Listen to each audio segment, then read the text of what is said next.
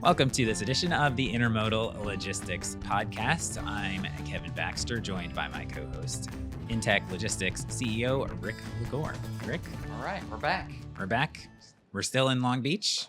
Probably by the time you watch this, we're not here, but this is where we are at the Intermodal EXPO from the Intermodal Association of North America, or IANA. And we are joined by, in case you're wondering, by the way, that's why I'm wearing the same shirt in like all of these episodes, because I'm doing this all at the same time. So Yes. haven't changed yet, but had to get that out there at some Okay. point. All right. We are joined by Andy Bradfield, Director of Intermodal Sales for Iowa Interstate Railroad. And we wanted to talk about Class 2 railroads, intermodal for Class 2, and your background in the industry, which has covered a few different bases. So, Andy, thanks very much for coming. Yeah, good to be here. Appreciate the invite. I am a dedicated listener, and I appreciate the show. It's very pro intermodal, so there's always kind of a positive spin, and ultimately that's what it's all about. But I guess I can kind of jump in. Yeah. I'll try to give just kind of a thumbnail overview of my career.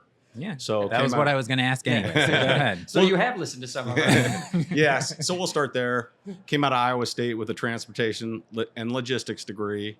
Didn't know what that was about going into college, and I've actually kind of, no pun intended, stayed in my lane. Okay. Stayed on track there. Another one.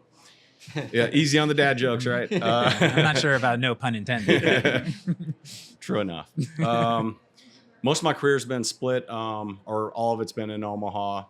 I would say cut my teeth early on in intermodal, worked for TSL.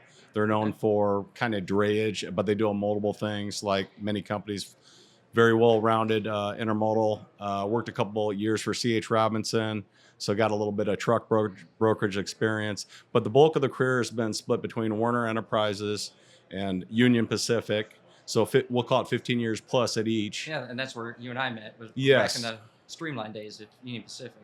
Yeah, and I'll just cut over to that. So we just talked about Yeah. it. So we got a nice refresher. We fact-checked this. Yes. 2007. 2007. Yeah, so Almost 20 years. at that time, UP opened a door-to-door product, then Streamline, now Loop. So that was kind of probably, it was a real fun experience. I'm kind of fumbling for words here a little bit, but starting out there early on, had a chance to kind of grow with Streamline. Ended up quickly on the sales side. So the sales team grew, customer base grew, a lot of fun. My time at UP, largely intermodal centric. I would say mainly in the domestic space, a little bit of visibility to international.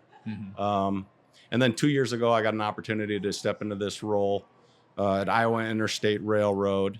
And to contrast that, a couple things we'll touch on, I think, is the contrast between kind of Class 1 and what I'm going to use air quotes on this, kind of short lines. Okay. We'll kind of break that down.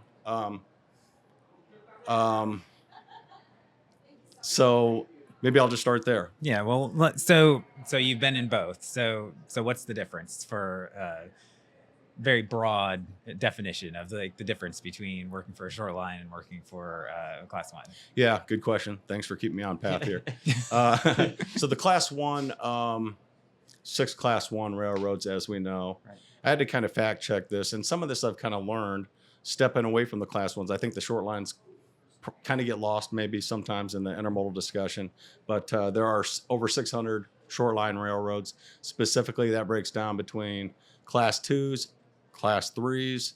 The Class 2s are also referred to as regionals. Iowa Interstate Railroad is a regional. One of the definitions is how much route rail mileage do you have, and it's 350 miles plus. Okay. So that's one of the qualifiers. There's also some revenue. So you have 21 regionals, and the rest fall to the Class 3, and lots of those. I think a little bit about that. It's all about the first mile, last mile, leaning into what we have, what we can do. So that's a little bit about the difference, I think, Class 1 and the short lines. So your focus, where you're at right now, building intermodal, already had an intermodal program. Where are you on that, and bringing additional intermodal services? Yes. Yes, 100%. Thank Okay. you for that question. I'll just touch on kind of the footprint today. Okay. So the footprint, we play in the international space. Okay. And I mentioned prior, um, I wasn't used to calling on ocean carriers, so it's a different path, but you get to apply some of the fundamentals learned throughout your career.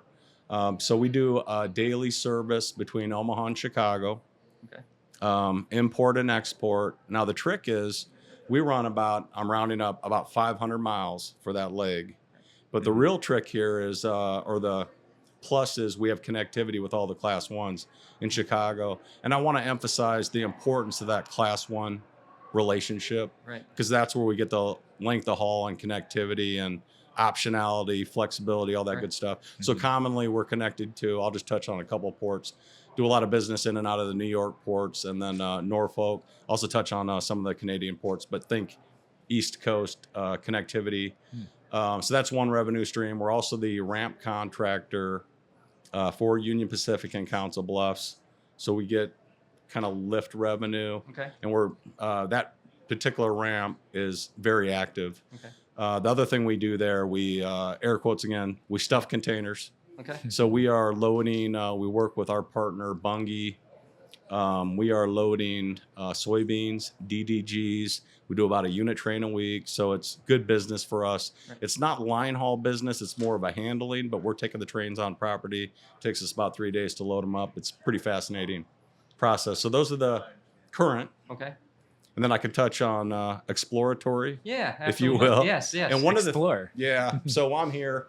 I think everybody comes into IANA with an objective. Yeah. I have an You, objective. you have to. There's so many people and so many meetings that you're in. You really need to come in Yeah. with a focus. So the focus is, I can't get into all the particulars on this, but what we want to do, I mentioned Iowa Interstate Railroad is in international intermodal. We want to make a move to the domestic Okay. space, so 53-foot containers. Mhm. We have a history in that. We've been out of it for a while. Specifically, what we're talking about is connecting Omaha to the eastern markets via Chicago. So some similarities to what we do in the international space, Okay. but a different product line. Right. Well, in the regional side, sitting in Indianapolis, you and I were talking about it. We don't have familiarity, and I'm glad you went into the details, because you're talking Iowa. I wouldn't have thought that you have a lot of activity on the East Coast in your business. That's That interesting. kind of blew my mind. So anyway, but we have Indiana Railroad that's right there in Indianapolis, and they developed a partnership on the Class 1 to CN side Right. to bring product in from Canada and bring it down into Indianapolis, bypass Chicago in their particular case, and most international containers, and it's been a really successful project. Probably it's been out there for maybe 10 years. I'm not really sure, but customers in Indianapolis really take advantage of that stuff. So we have some familiarity, even though we haven't Sure. worked on your product yet. We hope to soon, but particularly the 53 is very interesting. Yeah, we're excited about it. It's one thing to talk about it, and as we talk, there's testing, and I think there's a path forward here. Right. That's coming from the sales guy. Right. But all joking aside, I really believe there's a path forward. The other thing is, I'll just touch on, I think you'll find us very easy to work with. We have, in Iowa City, we have a build out there that you Okay. can see on our website. It's build it and they will come. Okay. It was built really to become How like, appropriate for Iowa.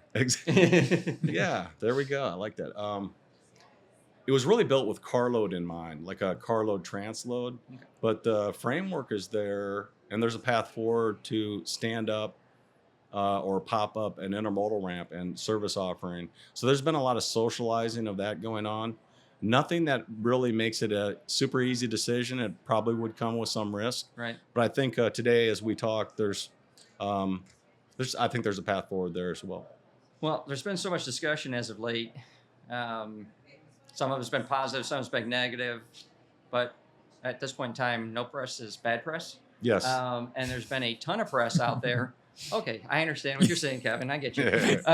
But Didn't say anything. for what we're doing in intermodal, we were talking the opening session or whatever for Yes. IANA. They were talking about it moves from this railroad, moves to this railroad, then moves back to this railroad, and we really want to work and help educate the shippers more on the benefits of intermodal and actually start going back to more of the heydays of what we were doing, which was we were competing against truck and converting truck into intermodal versus moving it from railroad to railroad. I think the more options that the class ones have with the regionals and other carriers will give more optionality to make intermodal routes that aren't existent today. I mean, because today we get challenged that, okay, we got a customer, but they're like 250, 300 miles away from a ramp that exists today. If we start working and the regionals start working a little bit more, or the class one start working more with the regionals, we start to open up lanes that we wouldn't have today. And I think that's where we could get a lot of growth and really go against truck and offer a very competitive solution against truck for our shippers out there. I agree. I was at the opening session, and one thing that really resonated, like the economy's doing us no favors. So what are we going to do? So let's get creative. Let's get after that truck market. And I think there's a kind of an appetite, kind of a feel in the marketplace. We're seeing some new service lanes pop up. Yeah. I think Oklahoma City is one I was just talking about early today with a prospective customer with the BNSF. Right. Some niche offering. Louisville came up just this week. So we have a customer that has been going from LA to Louisville forever, and we're taking it up through Chicago to be able to offer them a solution that takes it straight off the coast into Louisville. That's amazing. And there's a lot of freight there. I mean, Louisville is a strong logistics market. You got UPS that sits right there as one of their hubs, and there's just a lot of warehousing that sits right in that area. So it'd be a perfect fit. Agreed. So they're just opening up more lanes like that. Again, cutting down the drayage that we have on both sides of intermodal. I think it's going to make a big difference. And on that note, just opening lanes, but for us, just opening conversations. Oh, yeah. We like, it's really interesting. Sometimes getting an audience can be a little bit of a challenge, but there's hardly any closed doors.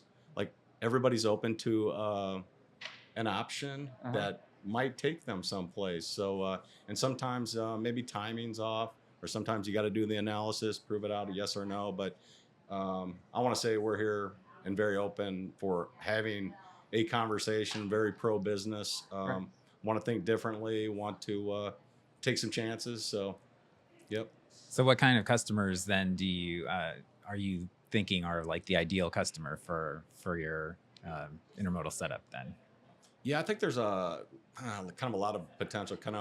Hopefully I can do this quickly, but a few buckets. We work directly with ocean carriers. Mm-hmm. If you think about, like, the top 10 ocean carriers have probably 80% of the world capacity. I'm in conversations with maybe 7 of the 10. So just to make sure I have meaningful conversations with all of them, see if we have a value proposition that fits for them. That's one bucket. So the international intermodal. And then the domestic, I've touched on that. So a couple ways to go to market on that. If it's a rail controlled product, we open up an IMC sales channel. And there's been soft conversations on both the private and rail controlled sides in that space. So that's another, avenue. And I'm kind of hoping we'll be able to launch and really have that next level conversation, like Right. what can we do? So that would be exciting. And then the other thing I touched on, the stuffing of containers. Iowa, we're the top, as a state, we're the top exporter for soybeans. Okay. And so just leaning Having into that. driven across Iowa, I can attest to that. It's a long drive. Yeah. So it's like, can we do something similar to what we're doing in Council Bluffs? Could we do something like that on the interior? Okay. So we're talking to the grain companies too. Okay. And I've come to learn the true meaning of enterprise selling. So you have to connect multiple dots here. You got to sometimes you get a class 1 on board, you get an ocean carrier, you're getting a grain Right. customer. You got to get everybody kind of excited and saying yes, and then here we go. So hopefully that answers the question. Yeah, I mean, and one other thing that correct me if I'm wrong here, but if you're not a class 1, then you're also directly handling the sales yourself as a class 2, right? You don't necessarily have to. You have your own direct sort of line, whereas class 1s have to work with IMCs. Is that right? Am I? No, right? I think you're on point there. Like back to that current footprint in the international space. That's all Rule 11 Okay. So that is being billed directly with us by the ocean carriers. Okay. That end of the day, it's not just Iowa Interstate route. It always has that crosstown, but it's us as a standalone selling directly to the ocean carrier. Now, on that domestic product I mentioned, it's possible that's probably likely it's a Class 1 sponsored program Right. with us acting as an agent. Right. Yeah. But we can get creative. I mean, there's Right. different ways to kind of go to market. I kind of like the Class 1 sponsorship. Okay. I think that helps with reach. I think so. Yeah, Yeah. absolutely. And for us, it's like we get to play a part. And at the end of the day, we can do complimentary selling all day long. Right. So it's all good for us. Again, going after the truck market. And in some cases, we need to have as many people helping come up with that solution and tell the customer why it's a good fit for them. So yeah, sponsored selling. I've never heard that term, but I like it. Yeah. Thank you. All right. Before we let you go, you have the background with UP. You kind of talked about the raising awareness of the industry and as an option, basically, is one sort of offshoot that's been positive of the merger talk. But do you have any initial opinions of the merger and how it would either as your individual hat or as a Class 2?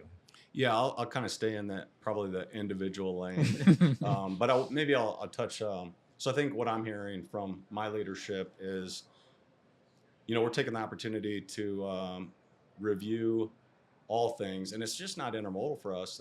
Most of what we do is carload, so it's a full lot assessment, and it's what kind of opportunities are out there for us with this. What kind of risk are there, and kind of more to come in that. And then when I think about it in the intermodal space. First thing I kind of go to is Chicago. Right. And is there opportunities to drive efficiencies? We know, I don't have a total count of the UP Norfolk Southern ramps, Right. but I think it might be 7, maybe 8. Somewhere in that range. Yeah. So is there an consolidation opportunity? I think there's some talk about if there's enough density, maybe you kind of route around. Mm-hmm. Kind of similar to what CSX was trying to do with North Baltimore and try to route around Chicago altogether. So there could be some potential on that. Yeah, so for me, I think it's a little bit of wait and see. Want to better understand kind of the pros and cons. I think me personally, I don't really have any changes constant, of course, and there's always the next thing. Yes. And so kind of a wait and see on that. Yep.